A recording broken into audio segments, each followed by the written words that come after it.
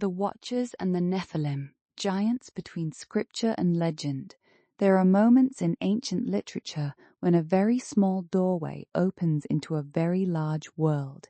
In the early chapters of Genesis, just before the flood story gathers force, there is such a doorway. The passage is brief, only a few verses.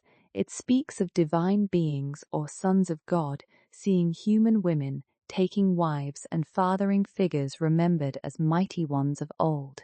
It names the Nephilim, but it does not pause to explain them. It does not give a full mythology. It does not tell us exactly what they looked like, how tall they were, or how later readers should fit them into the history of the world. And perhaps that is why the passage became so powerful. A complete explanation closes a story. An ambiguous sentence invites one. For centuries, Jewish and Christian readers returned to these verses with questions. Who were the sons of God? Were they angels, heavenly beings, rulers, tyrants, or something else? Who were the Nephilim? Were they giants in a literal sense, warriors of frightening reputation, descendants of an older heroic age, or a memory transformed by story? Why does this strange notice appear just before the flood? Is it there to explain violence on the earth, the corruption of creation, or the terrible feeling that human disorder had become cosmic? This episode is not an attempt to prove that giants walked the earth, and it is not an attempt to turn ancient angels into modern extraterrestrials. It is a history of tradition, how a difficult biblical passage grew into a much larger myth of watchers, forbidden knowledge, violence, demons, judgment, and the deep human need to explain why the world feels broken. We begin, then, not with sensational claims, but with restraint. Genesis gives us the first layer. In the opening of chapter 6, the language is compressed and difficult. The passage says that divine beings, often translated as sons of God, saw that the daughters of humans were beautiful and took wives for themselves. It then speaks of the Nephilim being on the earth in those days and also afterward. The children are described as famous heroes or warriors of ancient renown. That is nearly all the text says.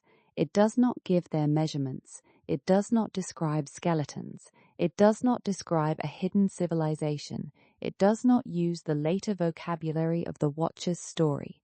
It leaves us with fragments, heavenly figures, human women, ancient warriors, a world moving toward violence and flood. The word Nephilim itself has been pulled in many directions. Later readers often connect it with giants, partly because of another biblical passage in Numbers. In that story, Israelite spies return from Canaan with a terrifying report. They say they saw Nephilim there, and that beside them they felt like grasshoppers. But the scene is not a calm ethnographic report. It is a fearful speech inside a wilderness narrative, meant to convey panic, scale, and the dread of entering a land defended by formidable people. That matters. A careful reading does not erase the giant tradition, but it does slow us down. The Bible gives us enough to understand why later imagination moved toward giant imagery.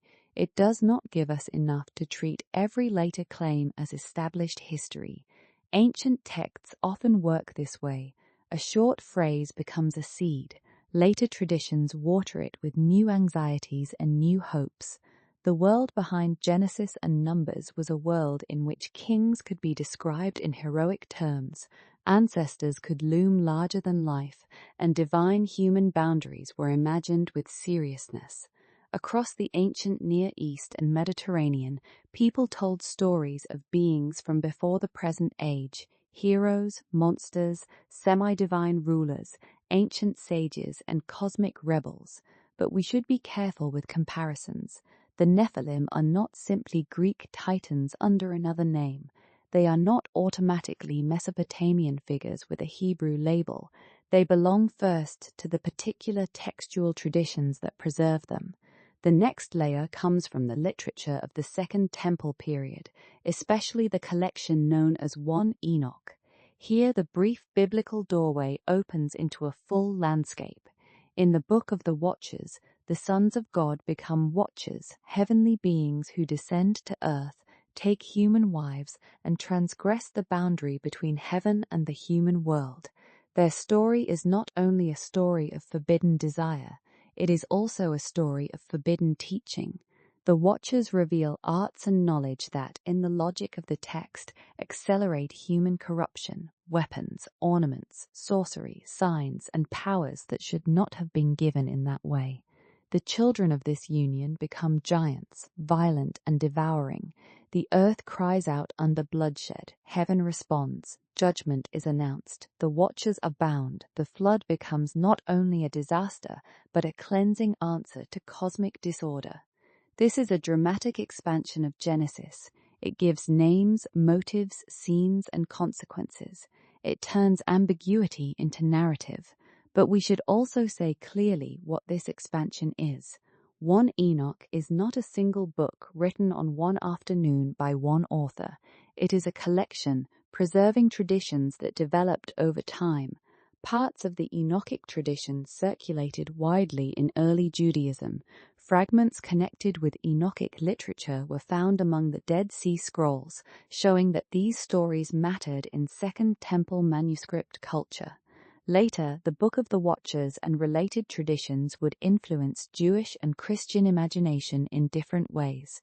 The Epistle of Jude even quotes an Enochic prophecy, a small sign of how familiar these traditions could be to some early Christian readers. Canonicity, however, is complicated. 1 Enoch is sacred scripture in the Ethiopian Orthodox Tewahedo tradition. It is not part of most Jewish or Christian biblical canons, so the careful phrase is not the lost book that proves the Bible was hiding giants. The careful phrase is, an influential Enochic tradition expanded the meaning of a difficult biblical passage, and that expansion shaped later religious imagination. That distinction is the difference between scholarship and spectacle. It is also the difference between wonder and manipulation. The Watcher's story is powerful because it tries to answer an old question: where did evil become organized? Genesis already gives multiple pictures of human failure: desire, rivalry, murder, pride, violence. The Enochic Watchers myth adds a cosmic dimension. It imagines heavenly beings teaching humans destructive arts before the proper time or outside the proper order. In this version, human corruption is not merely human weakness. It is a world contaminated by beings who should have guarded boundaries and instead broke them. The name Watchers itself is important. It suggests heavenly sentinels, beings who observe, guard, or stand in relation to the divine court. In the story, the Watchers fail at watching. They cross the line they should have held, and in crossing it, they create a world that can no longer continue as it was. This is why the tale sits so naturally near the flood. The flood is not just water, it is a judgment on a world that has become unlivable. In Enochic imagination, the violence of giants and the teaching of forbidden arts help explain why judgment becomes cosmic. For a modern viewer, it may be tempting to ask, did this happen? But for ancient readers, another question may have been equally urgent. Why is the world like this? Why are violence, disease, corruption, oppression, and fear so deeply embedded in human life? The Watcher's myth answers in story form. It says, the disorder is ancient. It is not merely your village, your king, your enemy, or your generation. It reaches back to the time before the flood, to a rebellion in the boundary between heaven and earth. That answer is not archaeology, it is mythic theology, and mythic theology can shape civilizations even when it is not a laboratory claim. The tradition did not stop with 1 Enoch. One of the most fascinating later witnesses is the Book of Giants. It survives only in fragments and in complicated transmission. Aramaic material from Qumran, later Manichaean versions in languages such as Middle Persian, Sogdian, and Old Turkic, and scholarly reconstructions from scattered pieces. That fragmentary condition is important. It means the legend was not static, it moved. It was copied, adapted, translated, reimagined, and fitted into new religious worlds. The Book of Giants suggests a wider storytelling universe around the Watchers and their offspring. It gives the giants dreams of judgment. It places them in a primeval struggle. It preserves names and scenes that feel both ancient and remote, like ruins half covered by sand. But again, the evidence we have is literary and manuscript evidence. It tells us that people told and transmitted these stories. It does not turn the stories into a modern archaeological report. The Dead Sea Scrolls matter because they give us physical traces of ancient reading communities. They show that Enochic and related traditions circulated in the Second Temple period. They tell us something about scribes, libraries, sectarian thought, apocalyptic expectation, and the religious imagination of ancient Judaism. They do not give us a photograph of antediluvian giants. They do not give us a museum label for angel-human hybrids. They give us something subtler and in some ways more interesting. Proof that these stories lived in real ancient texts, copied by real hands in a real historical world. This is where the episode must keep its balance. On one side, it would be wrong to dismiss the Watchers and Nephilim as meaningless fantasy. These traditions mattered. They shaped ideas about evil, demons, judgment, and the boundary between heaven and earth. They influenced later interpretation. They became part of the way some ancient readers understood the flood, violence, and the hidden causes of suffering. On the other side, it would be equally wrong to pretend that manuscript fragments prove modern internet claims. The existence of a text about giants is not the same as the discovery of giant bones. The existence of ancient archaeology is not proof of ancient aliens. A story can be historically important without being a simple record of events. In later religious imagination, the Watchers tradition helped form ideas about demons. In some versions, the giants die in the flood, but their spirits remain as harmful beings until the final judgment. That idea offered an origin story for demonic affliction and unseen violence. It connected the evil of the present world with a catastrophe before the flood. For communities that lived under empire, illness, injustice, and uncertainty, such stories could give cosmic scale to suffering. They said that oppression was not random. They said that violence had roots. They said that the world had been invaded by disorder, but also that judgment had been promised. This apocalyptic imagination is not escapism in the simple sense. It is a way of insisting that the visible world is not the final word. Behind kings and armies, behind sickness and death, behind the cruelty of the powerful, there is a larger moral drama. The Watchers fall, the giants rage, but heaven sees. That sentence, perhaps, is one reason the story endured. Heaven sees. Yet the same endurance makes the story vulnerable to distortion. Modern popular culture often strips the Watchers and Nephilim away from their textual layers. A few ancient lines become a thumbnail. A difficult passage becomes a claim that archaeologists are hiding giant skeletons.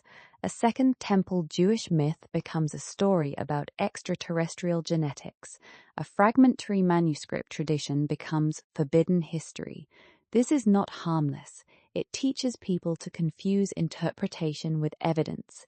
It often borrows the prestige of ancient texts while ignoring what those texts actually say. It can also slide into conspiratorial language, especially when Jewish texts are described as suppressed secrets rather than as part of a complex, studied, and publicly available literary history. So we should name the modern legend machine without becoming part of it. There are fabricated giant skeleton photographs. There are miscaptioned images of art installations, medical anomalies, archaeological digs, and digital composites. There are old newspaper stories from eras when sensational claims were printed with little verification. There are museum conspiracy claims with no credible chain of evidence, and there are endless attempts to turn every ancient giant story in every culture into one hidden master narrative. A careful documentary does not need those claims. The real story is already strange enough. a terse biblical passage, a second temple expansion into cosmic rebellion, manuscripts in desert caves, a book of giants traveling through languages and religions, an Enochic tradition remembered, argued over, revered by some, rejected by others, and never quite forgotten. That is enough. It is also more respectful. Ancient people do not need us to inflate their stories with modern hoaxes. Their texts deserve to be read on their own terms. If we return to Genesis after reading Enoch, the short passage feels different. Not because Enoch proves a single correct reading of Genesis, but because it shows one ancient way of asking what Genesis might mean. The biblical text is like a stone dropped into water. The ripples are later traditions, watchers, giants, demons, judgment, flood, fragments, commentaries, sermons, legends, arguments. Some later interpreters read the sons of God as angels. Others read them as human rulers, tyrants, or descendants of a particular lineage. Some emphasize sexual transgression. Others emphasize violence, pride, or forbidden knowledge. The history of interpretation is not a straight line. It is a branching tree. That branching matters because it protects us from false certainty. When a text is difficult, humility is not weakness. It is part of the work. The Nephilim also become a mirror. In Numbers, they appear in a fearful report about the land. The spies see themselves as grasshoppers. Whether we read that literally, rhetorically, or somewhere between, the image captures something human. Fear makes the world enormous. Enemies become giants. The self becomes small. In Genesis and Enoch, by contrast, the giants are part of a pre-flood crisis, a sign that boundaries have broken and violence has filled the earth. In modern retellings, the giants become evidence in someone else's argument, proof of conspiracy, proof of aliens, proof of a preferred timeline, proof that experts cannot be trusted. One word, many uses. That is why this subject requires source layers.